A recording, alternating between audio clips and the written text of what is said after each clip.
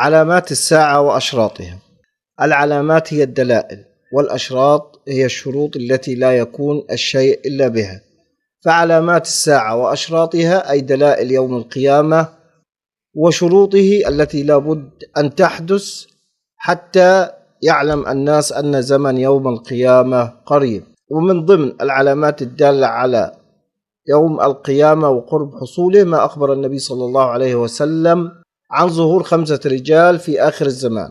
والعلامات كثيرة، من العلامات الصغرى ومنها الكبرى. والصغرى في الغالب تتقدم حصول يوم القيامة بمدة طويلة، ومنها ما وقع وانقضى، ومنها ما سيقع بعد حدوث العلامات الكبرى، ومنها ما وقع وانقضى وقد يتكرر وقوعه مرات ومرات، ومنها ما ظهر ولا يزال يظهر ويتتابع، ومنها ما لم يقع إلى الآن ولكنه سيقع كما أخبر الصادق المصدوق صلى الله عليه وسلم. وأما علامات الساعة الكبرى فهي أمور عظيمة يدل ظهورها على قرب القيامة وبقاء زمن قصير لوقوع ذلك اليوم العظيم. وعلامات الصغرى كثيرة وسنورد لها حلقات إن شاء الله رب العالمين الأيام القادمة. تحديدا سنتكلم عن 5 رجال أخبر عنهم النبي صلى الله عليه وسلم أنهم يظهرون في آخر الزمان. أولا ظهور الجهجاه.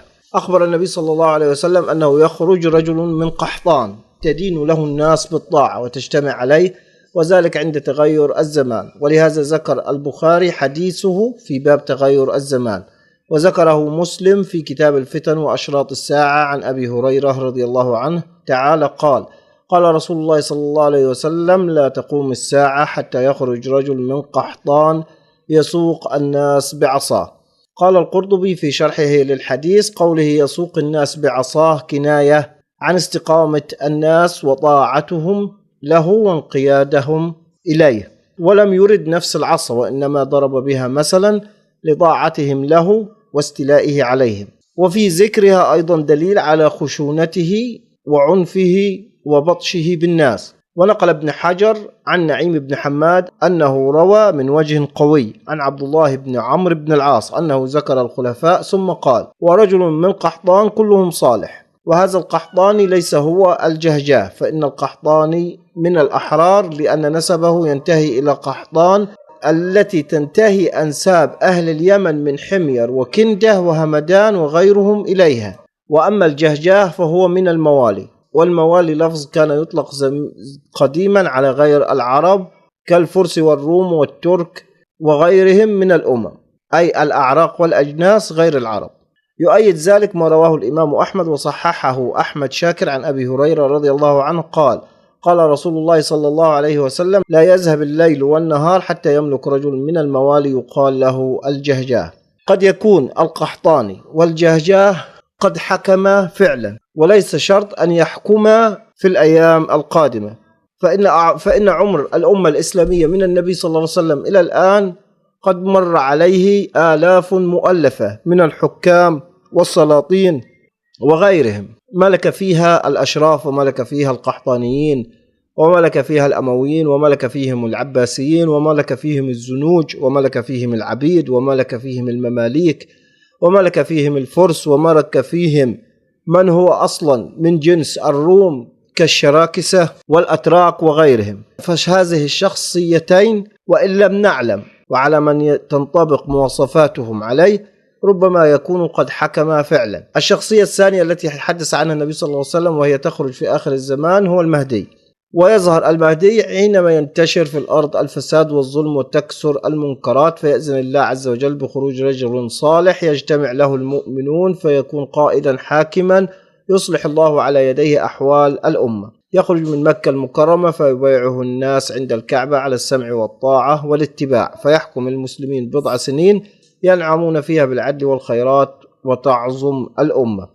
روى أبو سعيد الخدري رضي الله عنه عن رسول الله صلى الله عليه وسلم أنه قال: يخرج في أمتي المهدي يسقيه الله الغيث، تخرج الأرض نباتها، يعطي المال صحاحا، وتكسر الماشية، وتعظم الأمة، يعيش 7 أو 8. وقد تحدث النبي صلى الله عليه وسلم عن صفات المهدي فقال: المهدي مني أجل الجبهة أقنى الأنف، يملأ الأرض قسطا وعدلا. وقد توسع النبي صلى الله عليه وسلم في ذكر المهدي كثيرا، فروي أكثر من 200 حديث عن النبي صلى الله عليه وسلم في شأن المهدي، منهم الضعيف والصحيح والحسن والضعيف المنجبر بغيره، هذا بخلاف روايات العلماء والصحابة والتابعين والكلام المنسوب إلى العارفين. الشخصية الثالثة وهو المسيح الدجال، وهو أعظم فتنة مرت على البشرية منذ خلق آدم إلى قيام الساعة. قال النبي صلى الله عليه وسلم: ما بين خلق آدم إلى قيام الساعة خلق أكبر من الدجال. وصفات الدجال والأحاديث الواردة فيه وأخباره وفتنه وما يكون منه كثيرة جدا، وسنوردها إن شاء الله في حلقات قادمة. ويمكن اعتبار الصفات الغالبة على الدجال بشكل موجز أنه رجل قصير القامة متباعد ما بين الساقين، ممتلئ الجسم، شعره كثيف أجعد، أبيض البشرة، ذو جبهة عريضة، مكتوب بين عينيه كافر لا يقرأها إلا المؤمن، لقول الرسول صلى الله عليه وسلم: مكتوب بين عينيه كافر يقرأها كل مؤمن كاتب وغير كاتب. يتجول الدجال في الأرض خلال 40 يوم، يوم كسنة ويوم كشهر وكيوم كجمعة، وسائر أيامه كأيامكم، ويتحرك بسرعة كبيرة في الأرض كأنه الغيث استدبرته الريح، أي كالمطر النازل الذي تدفعه الريح في كل اتجاه. لن يترك مكان على وجه الأرض إلا وينزله. ليس من بلد، كما قال النبي صلى الله عليه وسلم: ليس من بلد إلا سيطأه الدجال إلا مكة والمدينة، ليس له من نقابها نقب إلا عليه الملائكة صافين يحرسونها، ثم ترجف المدينة بأهلها 3 رجفات فيخرج الله كل كافر ومنافق. الشخصية الرابعة وهو عيسى عليه السلام، وهو من علامات الساعة الكبرى. قال النبي صلى الله عليه وسلم: لا تقوم الساعة حتى ينزل عيسى ابن مريم. وصفه رسول الله صلى الله عليه وسلم بأنه رجل مربوع الخلق إلى الحمرة والبياض، بين الحمرة والبياض سبط الرأس، يمكث في الأرض 40 سنة، يملأ الأرض خلالها عدلا وأمانا، ويقتل الدجال ويكسر المال في عهده حتى يفيض.